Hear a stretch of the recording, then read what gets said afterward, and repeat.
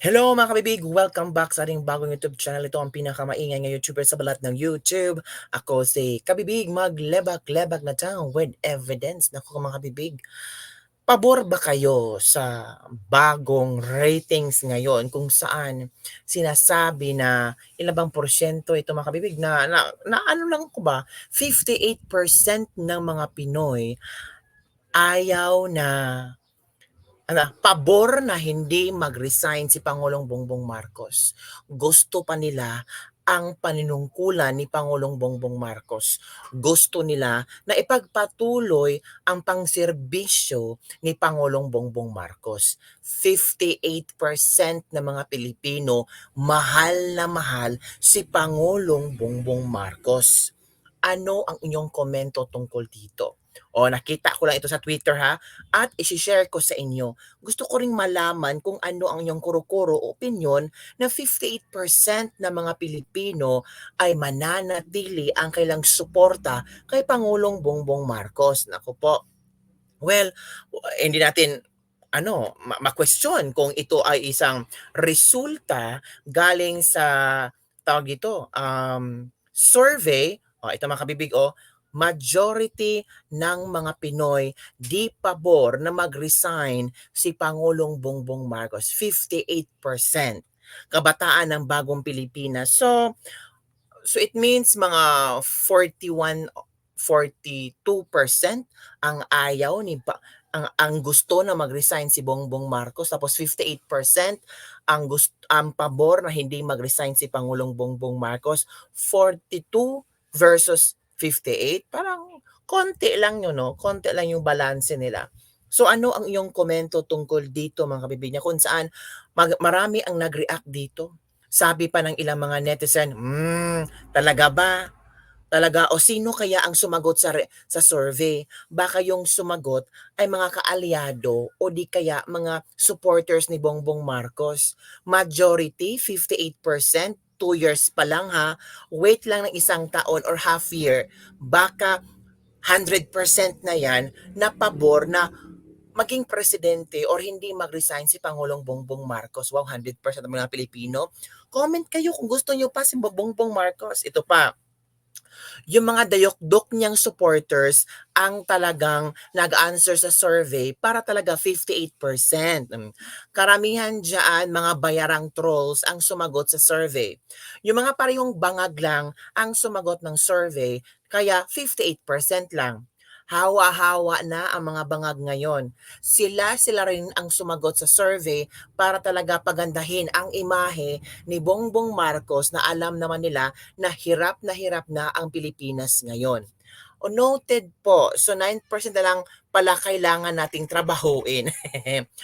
Wag nyo kaming inuuto. Kung kayo ay nauuto, hindi po ang mga Pilipino na alam kung ano ang totoong nangyari at mukha ng Pilipinas ngayon. Nako, nahiya pa kayo? Bakit hindi nyo ginawang 99% para 1% lang ang ayaw kay Bongbong Marcos? Alam naman natin kung gaano kayo kagaling mangbayad. Hala, sila rin yung nabigyan ng ayuda. Basta ako, Marcos resign, sabi ng isang netizen. So, meaning yung sumagot ng survey, baka yung bayarang trolls o di kaya yung mga taong nabigyan ng ayuda. Wow! Sino-sino kaya ang respondents? Katulad ni BBM na vangag pa rin ang mga nagsagot sa survey. Nako, si Mr. Ayuda yan. So, yun mga kabibig, yun ang mga komento ng ilang mga netizen. At meron akong nakitang video ba na I think, tiyan ko muna, about Ted Filon, kung saan sinupalpal ni Ted Filon ang gobyerno ngayon. Talagang sinabi ni Ted Filon dito sa video na ito kung saan sinabi niya na, nako, puro lang tayo ayuda. Nasaan ba ang mga proyekto ng ating gobyerno? Okay, wait for a while kabibig as I share my screen. Kung pabor ba kayo sa opinion ni Ted Filon? Ito mga kabibig ha, bigyan nyo ako ng time para mag-share ng screen para makita nyo din ba at marinig nyo din ba ang sentimiento ni Ted Filon? Baka ito si Ted Filon, magorgor ito ha. Okay mga kabibig, ito na. Patunay lang ho na napakaraming Pilipino naghihirap ngayon. Kaya dapat Mm. makonsensya kayo kapag nagwawaldas kayo sa pera ng bayan. Sorry po, Hindi naman hinahaluan sa ko ito ng inyo. Hala, dapat makonsensya daw 'pag nagwawaldas kayo ng pera sa taong bayan. hindi ito politika, ito ay katotohanan. Totoo. Napakaraming pamilyang Pilipino, naghihintay lang po ito ng puhunan, no? Magkano True. sinimulan nito? Pero nakita ho na pagtatagumpayan nila. Kaya ho, please, parang awa nyo na itigil yun ang pagnanakaw nyo sa pera ng bayan, ang Correct. pagwawaldas sa pera ng bayan. Dahil sa halip na mapunta ho sa gantong uri nga ng mga, di ba, proyekto, di ba, mawalang galang lang po. Hindi sinasamahan natin, hindi issue ito ng politika. Correct. Katotohanan po ito. Sa laki ng pera ng gobyerno. Sana man lang po may mga ganitong uri. Programa. Totoo, programa Nagbibigay talaga. ho ng break sa mga tulad nila. Yes, programa, hindi ayuda ang ipamimigay, 'di ba? Na hindi mo na kinakailangan pa magpunta ng Maynila para maghanap at maging laborer. Doon sa kanilang kanayunan po, may pagkakakitaan sila. Correct. Opo, kaya yung pong ating panawagan, sana po nakikinig sila. Pero alam ko, mga magnanakaw sa gobyerno tulog pa ngayon. Tulog pa. Tulog pa daw ang mga magnanakaw sa gobyerno. Tulog na tulog dahil sa sobrang butod. Tulog na tulog kasi sobrang busog nila. Ang mga ultimong Pilipino, gutom na gutom. Pero sila, party ng party, tawa ng tawa, inom ng champagne, hit-hit na kung ano hit-hit nila. Tayong mga kapwa Pilipinong pobre ang kawawa. Sige! Tulog pa yun. Alright! Asa ka pa. Aasa pa ba tayo sa gobyernong ito, mga kabibig?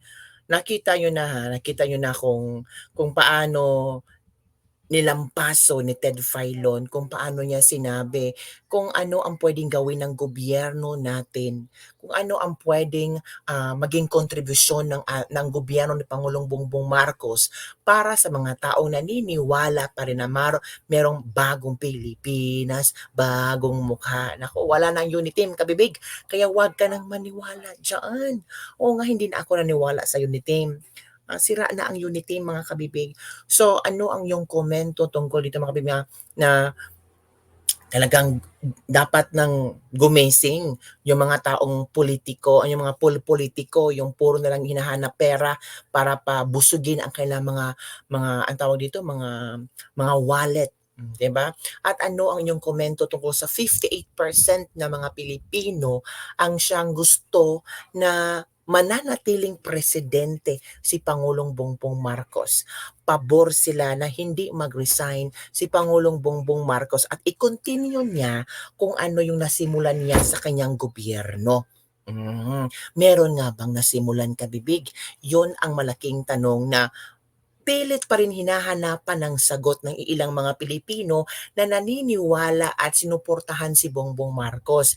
Pero yung mga kumalas na ayaw nang suportahan si Bongbong Marcos, madali lang siyang sagutin. Merong bang nagawa si Bongbong Marcos?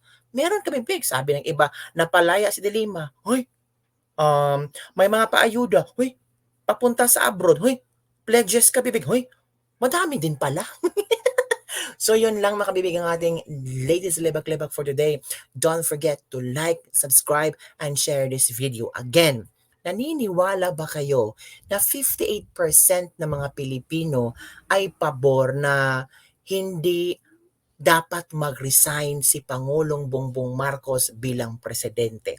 And only 42% ang naniniwala na kailangan niyang mag-resign, kailangan na ipaubayan niya ang kanyang pagiging presidente sa nararapat na mamuno sa ating bansa, na yung merong magandang vision at merong magandang solusyon sa problema ng bansa ngayon. Don't forget to like, subscribe, and share this video. Bye everyone! See you next time!